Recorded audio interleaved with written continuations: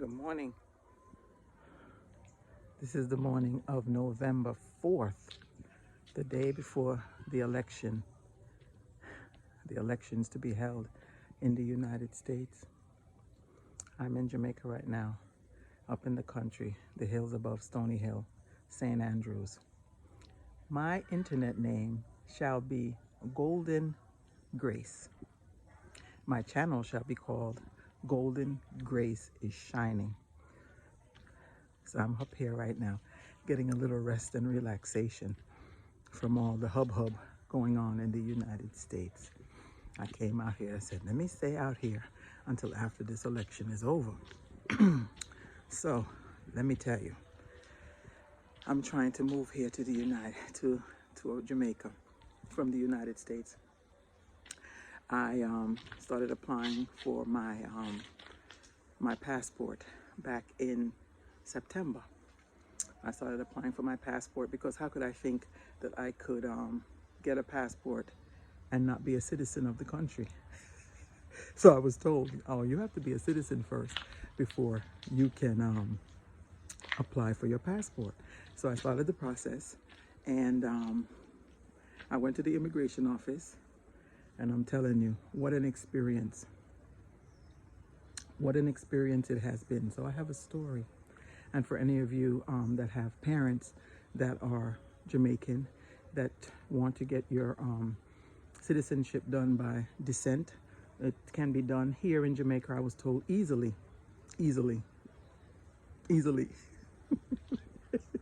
Okay, so what happened now? In September, I started the process. I went to the immigration office, and of course I handed them that you don't have to have both parents' birth certificate. You have to have just one. So I have my parents, both of them, mom and dad, but I only had to have one. So I decided to use my mom, and I decided to use mommy's birth certificate. And when I handed it to the woman at the immigration office, and then she said to me, oh, but this is written in cursive, in script. You have to go down to Twickenham Park and get the original one that's typed out. I said, okay, well, since I'm down here, let me get both of them, mom and dad's, you know, just for the fact of nostalgia and because they're my parents, and because if I'm getting one, why not get the other? Okay, so I started the process. Went back now for my second interview with them at the Citizenship Immigration Office called PICA, P-I-C-A. They're located on Waterloo Road, right there in Kingston. So I go back to do that now. And when I go back this time, the woman that I received this time that took care of me was a little bit more, how would I say, more customer service friendly. She was more inviting, and she was much more sweet. She wasn't as harsh as the first lady. Anyway, we won't get into that. We're going to leave that alone. So I went and did this now. So the second time now, I'm excited, and I decided to, you know, send everything in. And they have two choices when you fill out the immigration papers or the citizenship papers. You have two choices. You either want to do it expedited, or you want to do it where you do it in 25 days, which is not expedited. That one is, the one for 25 days is 15,000, and the one if you want it expedited, which is done in 15 days, is 25,000. I chose the first one that I mentioned there, the 15,000 for the 25 days. So I did this 25th of September, and then I came back, left Jamaica, and I left Jamaica on the 28th and came back here on October 30th. So when I came back, I'm excited. I said, okay, the 25 days is over. I'm gonna go pick up my papers. And I get down there on the 31st of October. And when I get there on the 31st of October, I waited 2.5 hours. 2.5 hours. I even went up to someone at the desk and said to them, come on guys, if you're just picking up something, why do we have to wait 2.5 hours to pick up something? Just you know, have us go to a specific window and have us just pick up our papers. That way we don't have to get involved with everybody with all the interviewing and everything. You should just have a window just for that. Of course, I said something that didn't make any sense. Everybody else is picking up too. Not everybody's picking up, but I'm not the only one picking up. I said, okay, Denise, get quiet, sit down and relax. So I sat down and I relaxed, waited and waited and waited the 2.5 hours. My number was number 20. Could number 17 get up from their seat? No. Finally, number 18 got called. Number 19 got called. Number 17. It seemed like there was a whole lot of Cubans there getting their papers done. The uncle is at one window, the father's at one window, the brother's at one window, the sister's at another window. I said, wait a minute. And then there's one running amongst each window, translating for them. I said, this is too much.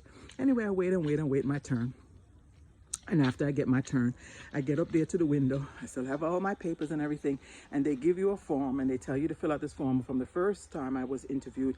And in that form, they have you fill out paperwork for someone to come and pick it up for you. But I decided not to have him pick it up for me. I decided to come back and get it myself, all excited. Anyway, my dears, when I got to the window, the woman said to me, there's a problem. I said, what kind of problem? She said, you didn't get our email that we sent you on October 22nd. I said, what email you sent me on October 22nd? I didn't notice an email from Pika. She said, yes, we sent you an email stating that something is not correct. Well, what's not correct? What's not correct? Pause. I have no gender assigned on my birth certificate. I almost dropped down. I said, what? I have no gender assigned on my birth certificate. I've had this birth certificate since what, the last 20 years or so. And I have the original birth certificate, but the original birth certificate can't be used because it's tattered and torn. So if you ever have to go through this process, please make sure all of your papers are correct, all your documents are correct, and that you have a gender assigned on your birth certificate. Now, I've been using this birth certificate for, passports, for nursing school, for everything. And I don't know how all of a sudden, U.S. passports, and I don't know how all of a sudden now my my birth certificate has no gender assigned. And I looked at it. It doesn't have a gender assigned. These days, that's not a problem, right? Because you could be a dog, you could be a cat, you can be anything you want to be these days. But of course, for me, so I pulled out my old birth certificate. As I said, it's tattered and torn. But on it, it says female. I said, you can distinctly see, ma'am, that I am a female and it's written female.